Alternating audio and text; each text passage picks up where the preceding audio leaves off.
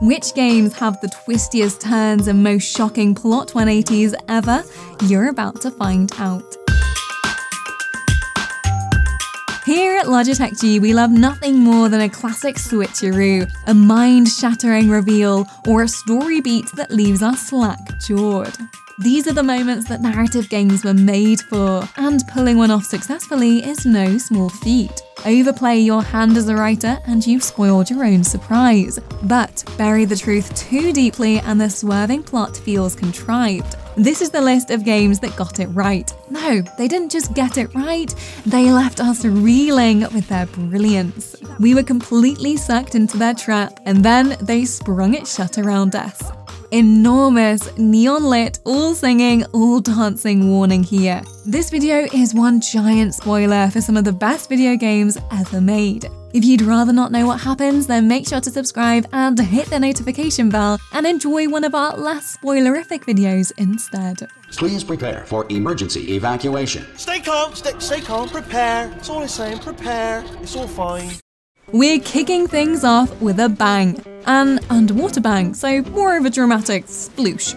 Back in 2007, Irrational Games slammed us with the big daddy of gaming plot twist in the original BioShock. Everything's absolutely not better down where it's wetter in Ken Levine's submarine hellhole. BioShock begins with a plane crash, and Jack, that's you, discovering the underwater metropolis of Rapture. Rapture is being devastated by a brutal civil war between Andrew Ryan, the city's founder, and upstart Frank Fontaine. Under the instruction of a kindly benefactor known as Atlas, you must try to survive the city's insane inhabitants, collect gene-altering material known as Adam, and end Ryan's reign of terror. In the game's third act, your plans for escape go awry and you're led into an inevitable confrontation with Ryan. It's here we reach the turn in the form of 3 words. Would you kindly?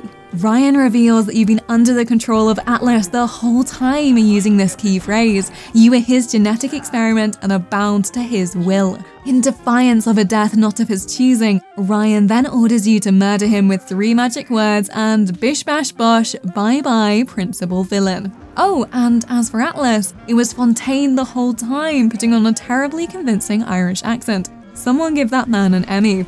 In one fell swoop, BioShock upends everything you knew about yourself and what you're facing, and sets a course for uncharted waters. We got a bathysphere on the way down.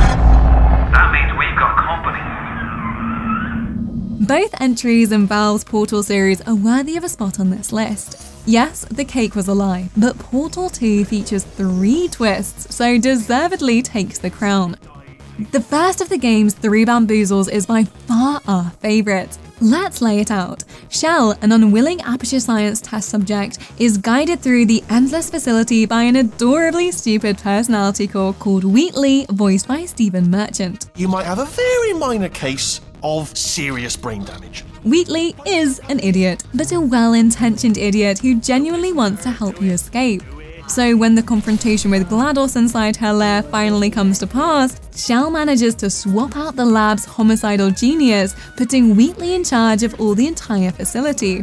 Wheatley, realizing he's now the god of your little world, turns on you, trying extremely ineptly to stab, slice, mince, cut, and of course, deadly neurotoxin you to death for the second half of the game. It's a superb twist and is accompanied by a couple of other great reversals. GLaDOS being shoved in a potato battery and becoming your unlikely ally, and then her eventually letting you go at the end, in spite of all that's happened between you both. This was a triumph. It's been fun. Don't come back. What game could be more suited to a shocking denouement than a time travel murder mystery? Don't Nod's episodic masterpiece Life is Strange is a slice of life drama, but also a whodunit, as Max and Chloe search for the missing Rachel Amber. Of course, all is not that simple. Max is constantly distracted by other problems and the temperamental nature of her time-traveling antics. By the time you reach the game's final act, players have already been through the ringer and the tension has ratcheted up to, well, the max. For the first 4 chapters, the finger has been squarely pointed at Nathan, one of Max's classmates, for Rachel's disappearance. As Chloe and Max close in on the killer on a dark night, the guilty party jumps them and paralyzes Max with an injection. Adios time travel powers. Max looks upward with what little strength she has left to see Mr. Jefferson? That's right, Max's kindly teacher and mentor, Mr. Jefferson, is the real killer. And to top it off, he's a deranged sadist with a fully equipped photography dungeon for capturing his victims. Transition from innocence. It's a twist that was delicately signposted, but never too heavily. A picture-perfect plot twist. Go on now. Don't let me stop you. How could we not include this era-defining curveball from Square Enix? That's right, you know the one we're talking about, and if you don't, where have you been? Final Fantasy VII is considered a story classic for good reason. Its plot beats consistently up the ante or upend your expectations. Hello, giant meteor threatening to destroy the planet and converting a city into one enormous gun. And the cast of characters is vivid and diverse. But no character is more beloved than Aerith, the flower girl from the slums of Midgar who helps Cloud discover his sensitive side. Well, the side that isn't a tortured misanthrope. Aerith's brimming optimism is just what your party needs, and she's central to the main plot. Aerith is the last of the Cetra, an ancient race who were once custodians of the planet. So when she runs off to stop Sephiroth alone, at the halfway point of the game, she has to be safe, right? Right? The sheer brilliance of this twist isn't its cleverness, but its placement. Principal characters don't get off to mid-game, especially plot-crucial ones. But in an immortal scene we'll never forget, Sephiroth descends from the sky in the Forgotten City and shish kebabs her before Cloud can stop him. Bye-bye Aerith, hello endless gamer tears.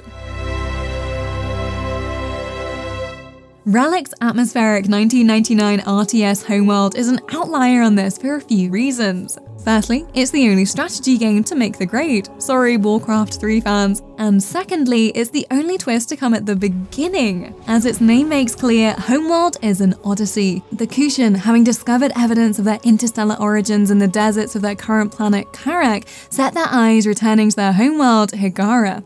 For this purpose, they've constructed a huge mothership and loaded a few thousand people into cryogenic storage for the journey. All sounds good, right? A heroic voyage into the unknown, a historic reunion with lost ancestors.